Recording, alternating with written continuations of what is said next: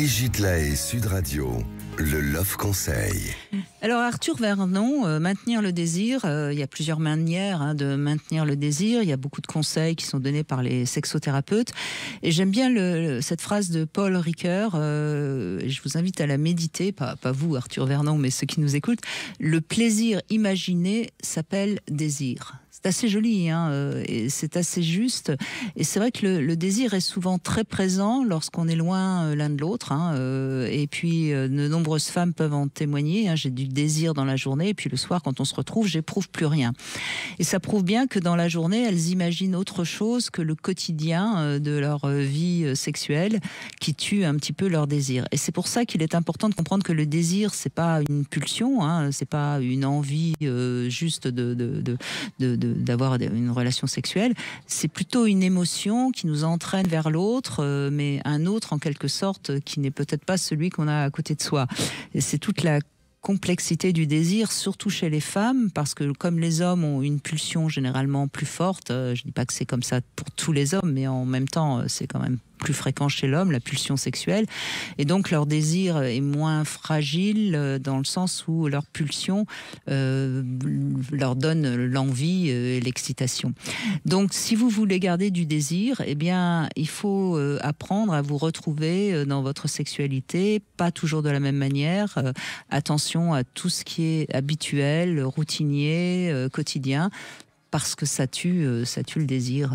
Vous êtes d'accord évidemment avec ça, Complètement. Donc c'est joli cette phrase. Le plaisir imaginé s'appelle désir. Exactement. Et ce qui prouve que le premier organe sexuel, c'est vraiment le cerveau. Et c'est vraiment par l'imagination que derrière, on peut avoir du désir.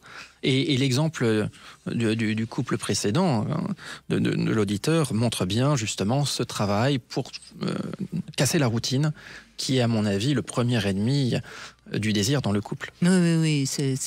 On ne se rend pas compte à quel point la sexualité d'un couple, elle va fonctionner parce qu'il se passe autre chose que ce qui se passe dans la chambre à coucher. Et c'est là où c'est si riche et en même temps si pauvre, parce que si on n'a pas un peu d'imagination, on a vite fait de refaire toujours pareil.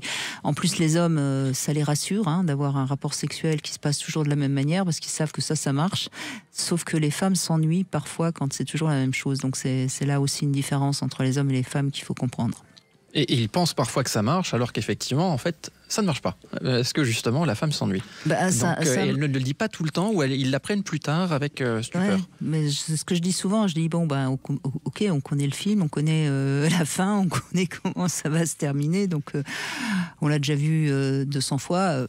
Ça peut bouger un petit peu et il peut y avoir un peu de suspense. Ça serait bien, voilà. Bien sûr. Et c'est lié aussi à ce qu'on appelle le gap orgasmique, c'est-à-dire une différence de l'orgasme qui est beaucoup plus facile d'accès pour l'homme que pour la femme. Donc la raison pour laquelle l'homme pense que ça s'est très bien passé, parce que lui a eu son orgasme, on va dire, facilement, alors que la femme est restée un peu sur sa faim. Et comme son orgasme est peut-être parfois moins spectaculaire, ou même parfois qu'elle peut le dissimuler, ou le simuler plutôt, dans ces conditions, ça crée une méconnaissance et une mauvaise communication au sein du couple, et puis parfois on en paye les conséquences un peu plus tard. Et comme on sait que c'est compliqué pour beaucoup de couples de parler de sexualité, de communiquer sur ce sujet, voilà.